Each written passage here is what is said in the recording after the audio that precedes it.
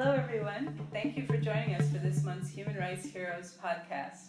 I'm Cody, and I'm the team lead for the International Disability Rights Team at the U.S. Department of State's Bureau of Democracy, Human Rights, and Labor. Today, I'm pleased to welcome Mercedes Gomez from Venezuela. In today's episode, we will chat about the Sport for Community Global Sports Mentoring Program, which has brought 16 emerging leaders from 15 countries together to learn about each other and the work that they do, and also for them to have the opportunity to spend 3 weeks with U.S. mentors and to learn from their American counterparts about disability sports here in the U.S. I'm so pleased, as a longtime proponent and advocate of disability sports, to have you share what's happening in your country, in Venezuela. Tell us a little bit about what's going on in terms of disability sports. Well, first, thanks to invite me for this interview. They will give me an opportunity to share things that are really going on my country, especially in the community of people with disability. I would love to thank the State Department and the University of Tennessee for having this amazing program that is supporting the international community leaders that are working to develop and promote social inclusion through adaptive sport, and this is wonderful for me. Well, right now Venezuela is going into a difficult situation, economical, political, and many other issues, but one of the big challenges people with disability are facing in our country is society. And being in a disability in Venezuela is not an easy thing to deal with because we have not many access to what people are supposed to handle every day, for a daily living.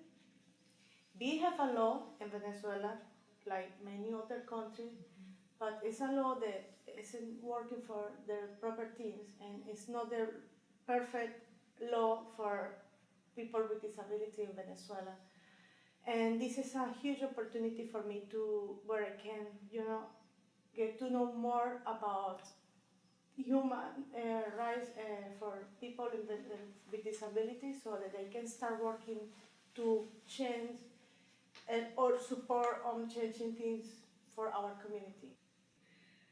So I know you're personally very passionate about sport. Tell us a little bit about how you got involved and why you're so committed to making opportunities available to all Venezuelans. Well, I had a car accident 7 years ago that completely changed my life. The accident not only changed my life, it was a mess for all my family because we didn't know what is to be with a disability, so we have to start learn a lot. And in the very beginning, it was a difficult situation for me to accept the disability, and you know how things can go when you don't accept. You get depressed, you get sad, you get confused, and you think you cannot go further, And I start meeting people with disability, but I have a special good friend from Colombia. He's a basketball and rugby player, and he told me if you want to continue life, begin to do sport, and you will break all the barriers and you will reach whatever you want to do. And that's how I began. I began doing a daily race. I began doing the sport in a daily racing chair just for fun at the very beginning, and I start to like it because I see my family were happy, my daughter, she was happy, and everybody feel like it's something good for me, and I start to feel good, and many things in my life began to change. So I decided to begin in the sport. I traveled for a few months for rehabilitation. So I said, when I go back to Venezuela, I will begin with sport. And so I began. And I began my first year. I always say my first year was amazing because it was very challenging for me. I do like 35 races in a daily share, and I went to one city, another city, and many cities. And one race pushed me to another race, so I start meeting people with disability, and I say, this is something good for my life. At the very beginning, I was doing the sport, now I can say on a selfish way, but because I was thinking just for myself, like I want to be after I did my first marathon, I wanted to do more marathons and become the best athlete of my country. But then one day I realized that it's not about me, it's about people, because many people began to follow me and on what I was doing. And they began to ask me, how do you get your equipment? And they began to ask me about the trainings and so many questions they asked me. So then I began to think about, okay, I have so many tools on my side. I'm a woman, I have a disability, I'm an athlete with disability, I'm a mom, and if I put all this together, always I say something will come, and I meet this wonderful family from Achilles International. They support me since 2014 to start with the international marathon. So it was amazing. And that then motivated you to be able to bring sport to Venezuela, right? To kind of be a leader Yeah. in sport. Definitely, Achilles was a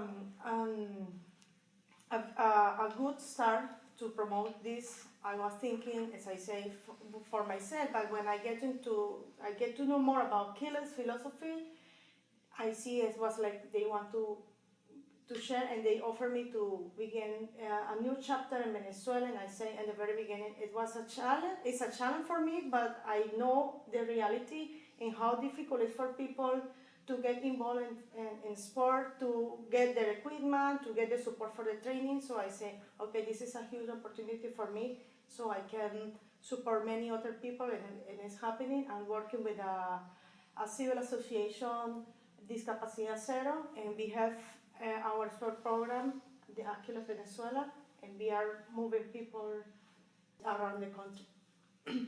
While you're here in the U.S., what do you hope to learn and to take home with you to Venezuela?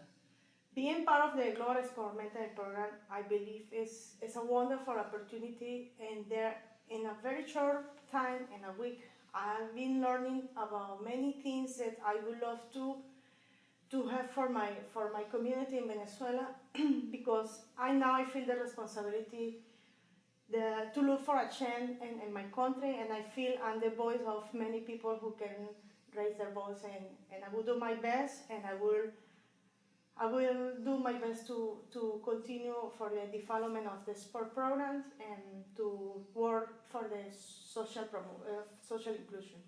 Excellent.